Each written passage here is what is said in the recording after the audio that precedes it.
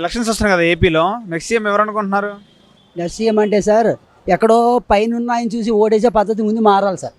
మనకి లోకల్లో మనకి మంచిగా చేస్తాడా అన్నది ఆ ఎమ్మెల్యే గారు మనం ముందు ఎన్నుకోడే పద్ధతి ముందు మనం నేర్చుకోవాలి సార్. ముందు మనం ఆ పద్ధతి లేదు సార్.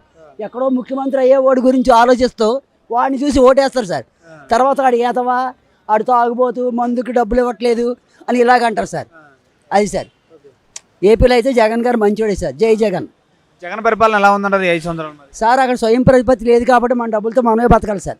అందువల్ల ఆయన చేసింది కరెక్టేనండి. మరి చంద్రబాబు నాయుడు గారు పవన్ కళ్యాణ్ గారు ఇద్దరు పొత్తులో ఉండి ఈసారి మేమే గెలుస్తున్నారు, వాటి మీ అభిప్రాయం ఏంటి మరి? విజయవాడలో వంగవీటి మోహన్ రంగారావు గారు ఒక రిక్షా కార్మికుడి కోసం నిరాహార దీక్ష చేస్తుంటే అక్కడ తెలుగుదేశం పార్టీ వాళ్ళు చంపేశారు సార్. ఆయన కాపు నాయుడు అండి, ఈయన కాపు నాయుడు అండి. ఈయన ఎవరైనా పవన్ గారు ఎవరు? ఎప్పుడైనా అక్కడ ఎవరికైనా పంపేయించాడా? ఆయనకి అసలు రాజకీయం అంటే తెలుసా